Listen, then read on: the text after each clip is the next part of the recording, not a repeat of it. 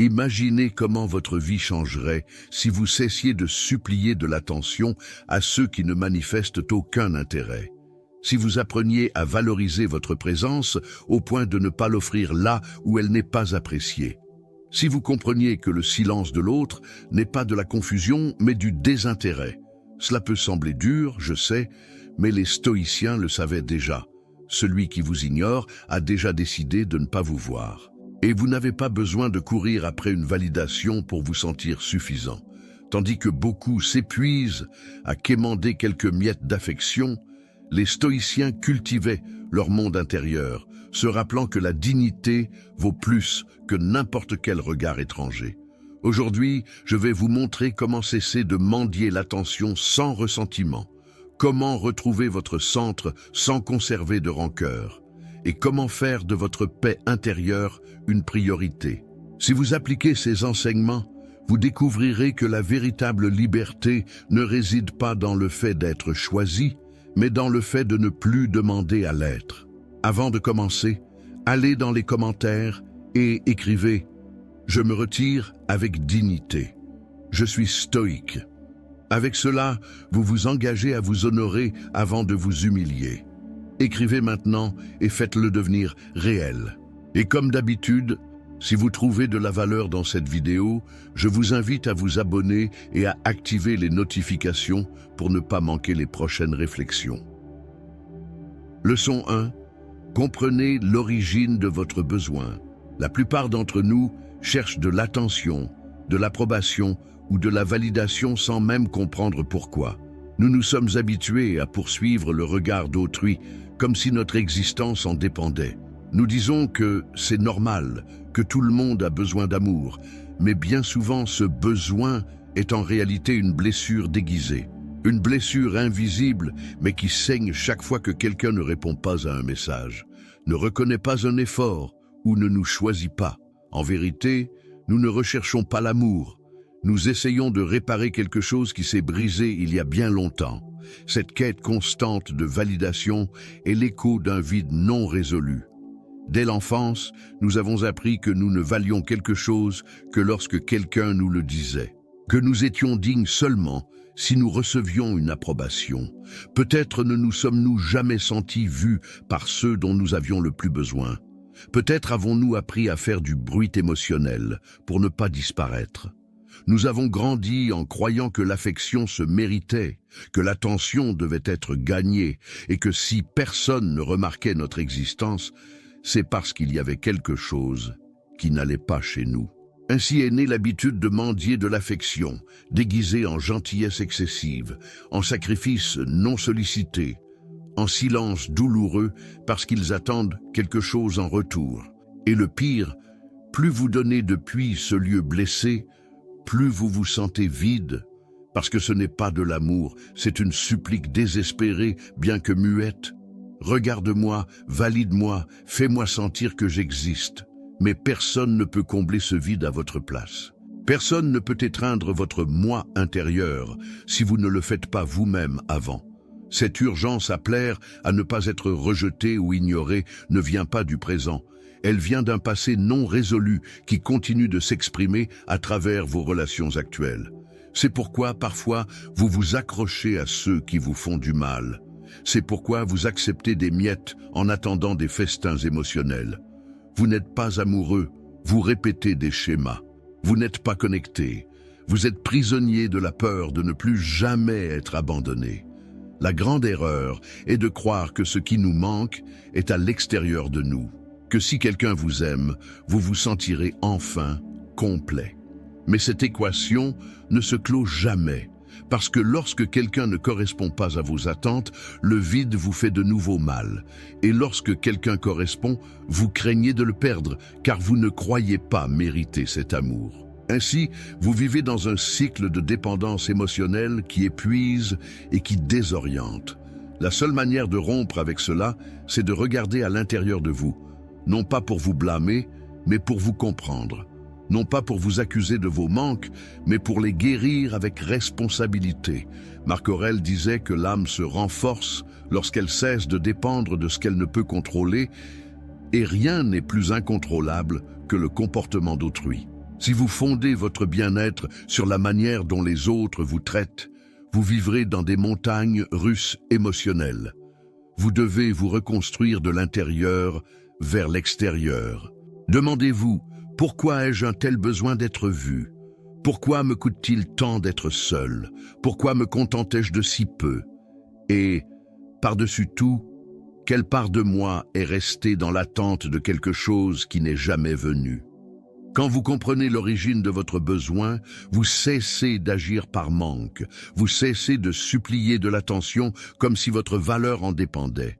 Et vous commencez à vous offrir ce que vous attendiez tant des autres, présence, écoute, amour, patience. C'est alors que le monde cesse d'avoir du pouvoir sur vous. Vous n'avez plus besoin de plaire, seulement d'être vous-même. Vous n'avez plus besoin de convaincre quiconque de votre valeur, car vous l'avez déjà clairement en tête. Et si quelqu'un ne vous choisit pas, cela ne fait plus mal de la même manière, parce que vous ne voyez plus cela comme une blessure, mais comme une préférence qui ne vous définit pas. Guérir n'est pas oublier le passé. C'est cesser de le répéter dans chaque nouveau lien. C'est affronter vos vides pour commencer à les combler par votre propre présence. C'est réaliser que vous n'êtes plus cet enfant ignoré. Aujourd'hui, vous pouvez choisir.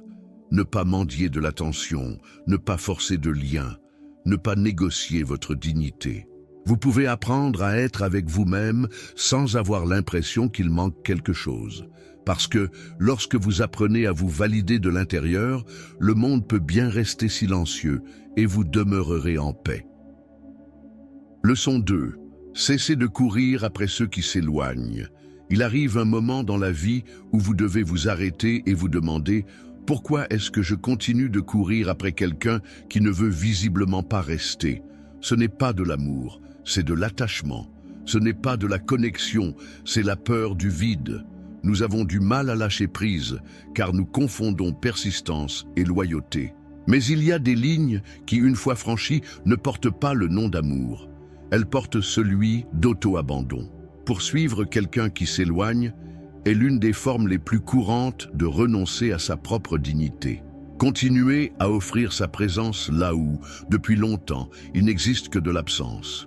Nous croyons que si nous donnons davantage, si nous attendons encore un peu, si nous prouvons notre dévouement, l'autre changera d'avis. Mais celui qui veut être à vos côtés n'a pas besoin qu'on le quémande. L'amour sain ne requiert pas de poursuite. Il se donne, il se trouve, il se construit. Quand quelqu'un s'éloigne, c'est souvent pour des raisons qu'il ne partagera peut-être jamais. Mais le silence est aussi une réponse, inconfortable, oui, mais claire. Le problème n'est pas que l'autre s'éloigne, c'est que vous refusez de voir ce qui est déjà évident. Vous attendez des mots qui ne viennent pas, des gestes qui n'existent pas, des signes qui ne se manifesteront jamais. Et, dans cet effort pour justifier l'indifférence de l'autre, vous finissez par justifier votre propre souffrance.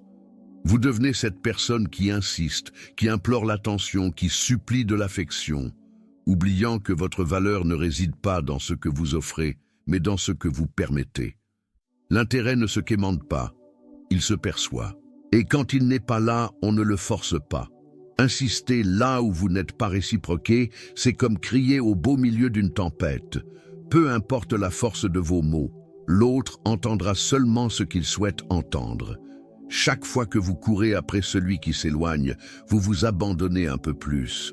Vous devenez quelqu'un qui vit en attendant une validation extérieure pour se sentir digne d'amour.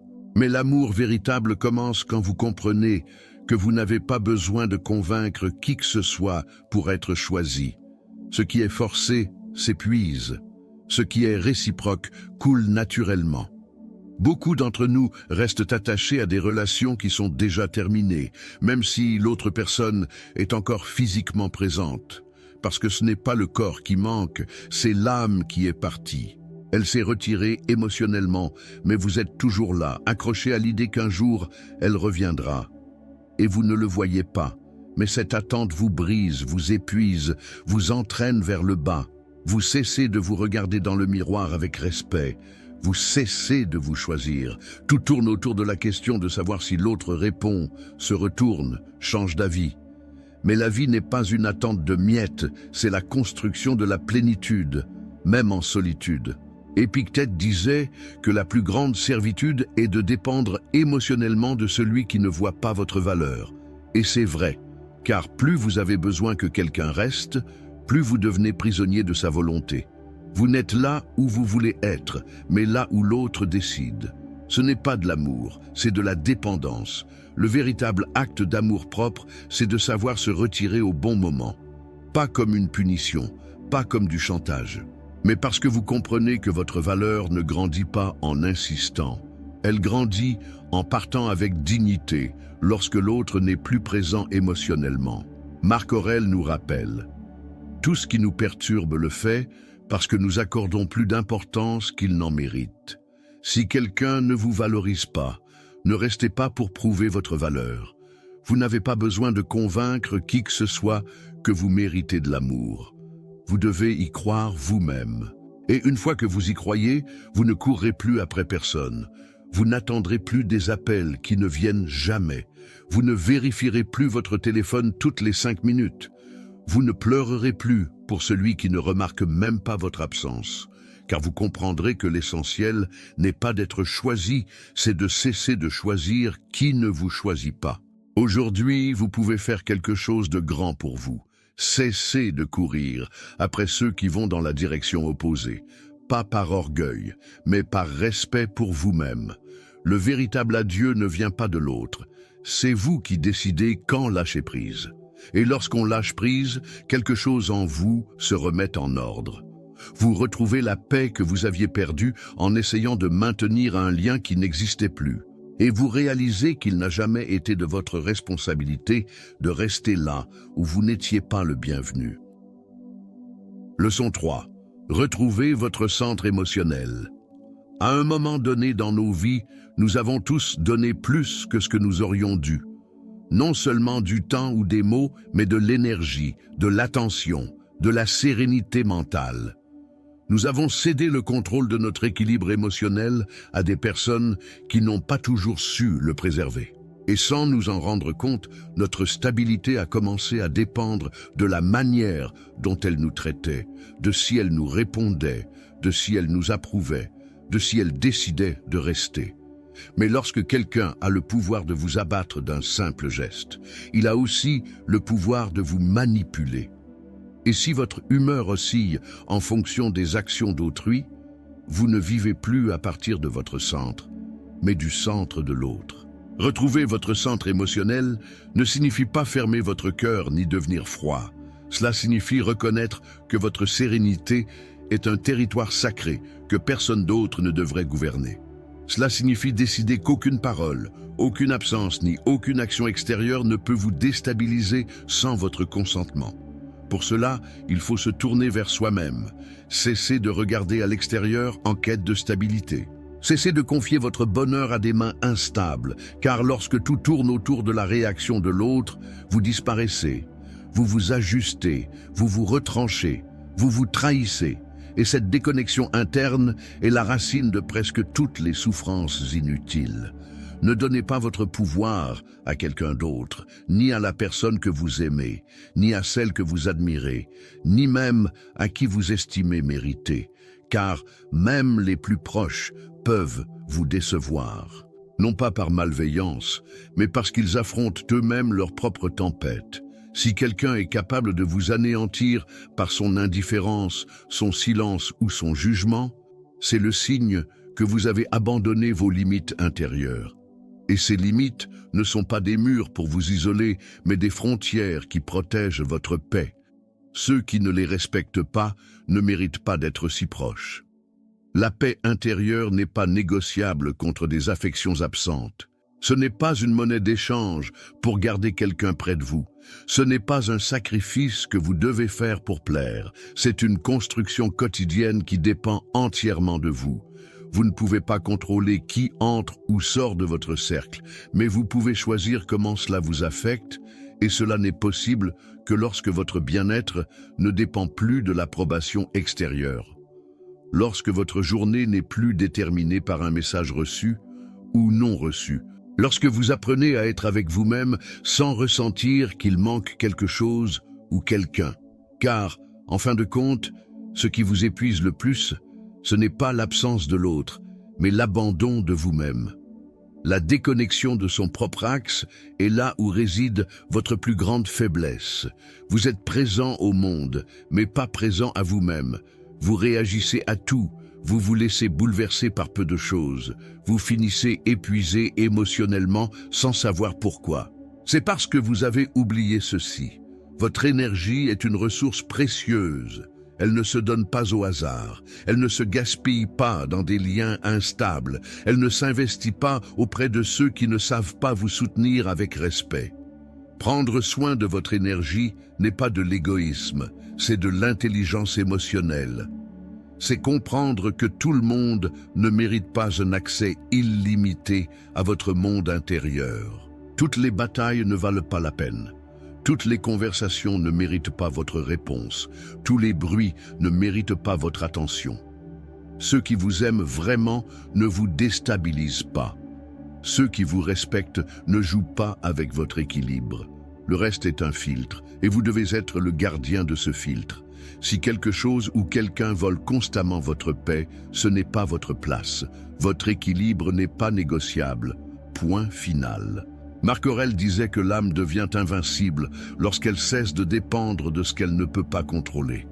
Vous ne contrôlez pas les émotions d'autrui, mais vous pouvez apprendre à protéger les vôtres. Non pas par indifférence, mais par clarté. Non pas par froideur, mais par limite. Non pas pour cesser de ressentir, mais pour ne pas vous laisser emporter par chaque émotion d'autrui, car ressentir est inévitable, mais se perdre dans chaque émotion n'est pas. Vous pouvez décider de rester avec vous-même en plein cœur de la tempête, respirer, observer, ne pas réagir, et à partir de là, répondre avec fermeté et présence. Si vous entendez ceci, et que quelque chose en vous reconnaît cette perte de centre, faites quelque chose pour vous aujourd'hui, réservez un moment de silence, et rappelez-vous comment c'est d'être en paix avec soi-même. Vous n'avez pas besoin de le dire à personne, mais faites-vous cette promesse avec conviction, en écrivant dans les commentaires « Aujourd'hui, je retrouve mon axe. Aujourd'hui, je deviens mon propre refuge. » Car ce n'est qu'à partir de cet endroit que vous pouvez aimer sans dépendre, prendre soin sans vous épuiser et vivre sans vous briser pour ce que vous ne pouvez pas contrôler. Et c'est cette liberté que vous êtes appelé à construire. Leçon 4. Apprenez à vous retirer avec dignité. Parfois, l'acte le plus courageux n'est pas de rester, mais de savoir partir. Ne pas partir avec ressentiment, pas en faisant un scandale, pas en cherchant à ce que l'autre réalise ce qu'il a perdu, mais dans la sérénité, avec la clarté de celui qui a déjà compris qu'insister est inutile, que forcer use, que rester là où il n'y a plus de place est se trahir soi-même. Partir n'est pas se rendre, c'est se choisir. C'est reconnaître que votre valeur ne se mesure pas à votre capacité à encaisser, mais à celle de vous relever et de déclarer « jusqu'ici ». Car il y a des situations qui n'ont pas besoin de mots supplémentaires, mais d'un adieu silencieux et ferme. Et cette décision prise calmement est l'un des gestes les plus profonds d'amour-propre. Savoir partir est un acte de respect envers soi-même, non pas parce que l'autre le mérite, mais parce que vous en avez besoin, car vous méritez une vie où vous n'avez pas à supplier d'affection, où vous n'avez pas à convaincre quiconque que vous êtes précieux, où vous n'êtes pas contraint de lutter pour une place qui devrait vous être offerte et non concédée. Rester là où l'on n'est pas le bienvenu est une forme de violence émotionnelle silencieuse. C'est comme dire à soi-même « peut-être que demain tout changera », tandis qu'au fond de vous, vous vous brisez un peu plus chaque jour. Ne demeurez pas là où il n'y a plus de place pour vous, où votre présence est ignorée, où vos paroles butent contre des murs d'indifférence, où vos efforts demeurent invisibles. Vous le savez, sans avoir besoin de plus de preuves, vous avez déjà ressenti la froideur, la distance, le désintérêt. Vous avez déjà posé des questions restées sans réponse. Vous avez déjà fait des pas qui n'ont jamais été suivis. Et malgré tout, Vous êtes resté par loyauté, par peur, par espoir. Mais il existe une ligne très fine entre persister avec dignité et résister au prix de votre propre abandon. Lorsque vous franchissez cette ligne, ce n'est plus de l'amour. C'est une habitude, une dépendance, une douleur accumulée. Celui qui ne vous choisit pas ne mérite pas votre présence. Votre présence a de la valeur, vos paroles, vos gestes, votre compagnie. Tout cela est une énergie vivante, et lorsque vous l'offrez à quelqu'un qui ne sait pas la recevoir, vous vous épuisez. Vous ne vous offrez pas en cadeau, vous vous perdez. Vous méritez des relations où vous vous sentez vu, entendu, pris en soin, pas parfaite, mais réciproque, pas éternelle, mais vraie. Et si cela n'existe pas, si vous êtes le seul à soutenir, si vous êtes le seul à insister, alors on ne vous choisit pas. On vous tolère simplement. Vous n'êtes pas venu au monde pour être toléré. Vous êtes venu pour vous partager avec plénitude, non pour vous adapter de force. Le silence intérieur, parfois, vaut mieux que 1000 supplications. Vous n'avez plus besoin de vous expliquer. Vous n'avez plus besoin de rédiger un autre message. Vous n'avez plus besoin de faire une nouvelle tentative, ni d'attendre un autre signe. Parfois, le geste le plus éloquent est de se taire et de tourner les talons avec détermination. Pas par orgueil, mais pour préserver votre santé mentale. Pas pour que l'autre remarque votre absence, mais pour que vous reveniez à la conscience de votre propre présence. Le silence bien mené n'est pas de la froideur, c'est un acte de soin envers soi. C'est la fin d'une bataille que vous étiez seul à livrer. C'est cesser de faire du bruit auprès de cœurs qui ne vibrent plus avec vous. Marc Aurèle disait que celui qui se connaît n'a pas besoin de validation extérieure, car son propre jugement lui suffit. Et faire partie de cette connaissance de soi, c'est savoir quand partir, pas quand tout est réglé, pas quand il existe des garanties, mais quand votre âme le réclame. Quand vous sentez que rester vous consume, quand vous remarquez que le prix à payer pour demeurer est trop élevé, votre tranquillité, votre estime de vous, votre énergie, c'est le moment. Ce n'est pas celui qui fait le moins mal, mais c'est celui qui guérit le plus. Leçon 5. Faites-vous priorité à vous-même. Pendant longtemps, vous avez vécu en attendant que quelqu'un vous voie, vous entende, vous choisisse. Vous avez consacré de l'énergie à plaire, à vous adapter, à entretenir des liens qui ne vous ont pas toujours rendu justice. Et sans vous en rendre compte, vous vous êtes placé en dernier. Vous avez repoussé vos propres besoins pour ne pas déranger, tu votre voix pour ne pas importuner, accepter des miettes, parce que vous croyiez que c'était le meilleur que vous pouviez obtenir. Mais vient un moment où l'on ne peut plus s'ignorer soi-même. Vient un instant où la fatigue cesse d'être simplement physique et devient émotionnelle. Car il ne s'agit pas seulement de ce que vous faites pour les autres, mais de ce que vous avez cessé de faire pour vous-même. Arrêtez d'attendre à l'extérieur ce que vous seul pouvez vous donner. Vous n'avez pas besoin que quelqu'un vous approuve pour vous sentir valable. Vous n'avez pas besoin de recevoir de l'amour pour vous estimer digne. Ce qui vous manque n'est pas une affection extérieure, c'est une connexion intérieure. Et cela ne s'obtient qu'en vous tournant vers vous-même, en posant des questions qui dérangent, en embrassant vos blessures, en reconnaissant que la plus longue attente n'a pas été pour un message, pour un appel ou pour un geste. Elle a été pour vous. Pour votre présence, pour votre voix, pour la décision de vous placer au centre et non en marge de votre propre vie. Prenez soin de votre croissance, non de l'attention d'autrui. Tant que vous attendez qu'on vous regarde, vous cessez de regarder ce qui importe vraiment, votre évolution, votre chemin, votre paix. Chaque minute passée à vous demander si quelqu'un vous aime est une minute que vous auriez pu consacrer à vous aimer, à vous soigner, à vous améliorer, à construire quelque chose de concret. Vous n'êtes pas plus précieux parce que vous êtes aimé, vous êtes précieux parce que vous êtes vivant, avec la possibilité de devenir ce que vous désirez vraiment être. Ne vous laissez plus distraire par ceux qui ne vous incluent pas. Ne restez pas devant des portes fermées. L'énergie que vous gaspillez à plaire pourrait être investie dans votre propre croissance. Prenez soin de votre esprit, de votre corps et de vos émotions, non pas comme un luxe, mais comme une responsabilité. La vie est trop courte pour la passer en attendant des soins venus d'ailleurs. Prendre soin de soi n'est pas de l'égoïsme, c'est une survie émotionnelle.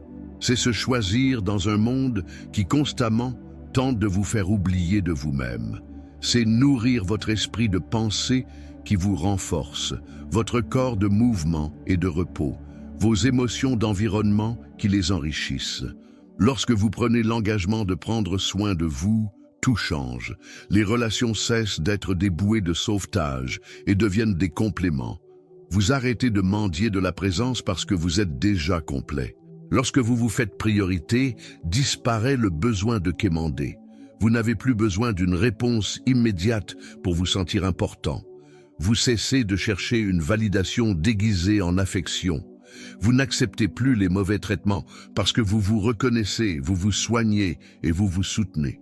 Et à partir de cet endroit, les liens se transforment. Vous choisissez avec plus de lucidité, vous exigez avec plus de calme, vous donnez avec plus de conscience, non pas par dureté, mais par un amour vrai. Un amour qui commence en vous et se diffuse sans condition. Marc Aurèle disait que l'âme en paix ne dépend pas du chaos extérieur, mais de son propre gouvernement intérieur. Et vous pouvez vous gouverner, vous pouvez retrouver votre centre. Vous pouvez arrêter de vous faire petit pour entrer dans des vies où vous n'avez jamais votre place. Vous pouvez faire la paix avec votre histoire et commencer à en écrire une autre dans laquelle vous êtes le protagoniste, non le spectateur. Mais pour cela, il faut prendre une décision, non pas à l'égard des autres, mais à l'égard de vous-même. Si ce message a résonné en vous, vous n'avez pas besoin de le proclamer à voix haute. Faites quelque chose de mieux. Cette semaine, réalisez au moins une chose faite uniquement pour vous, un acte conscient et délibéré qui parle sans mots. Cela peut être quelque chose de simple ou de profond, mais faites-le avec intention.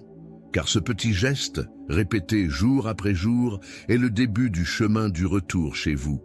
Et chez vous, vous êtes priorité, non pas par orgueil, mais par vérité. Parce que personne ne peut vous offrir ce que vous avez décidé de vous priver vous-même. Et lorsque vous vous choisissez sans condition, vous découvrez que tout ce que vous cherchiez à l'extérieur vivait déjà en vous. Si vous êtes arrivé jusqu'ici, écrivez dans les commentaires « Aujourd'hui je cesse de mendier de l'attention. Je suis stoïque ». Et si ce n'est pas déjà fait, abonnez-vous à la chaîne, activez les notifications et commentez afin que YouTube comprenne que ces vidéos sont utiles à des personnes comme vous. Cela nous motive à continuer de créer du contenu similaire à l'avenir. Je vous suggère de regarder les 2 dernières vidéos recommandées. Je vous remercie sincèrement pour votre temps et votre soutien. À bientôt dans la prochaine vidéo.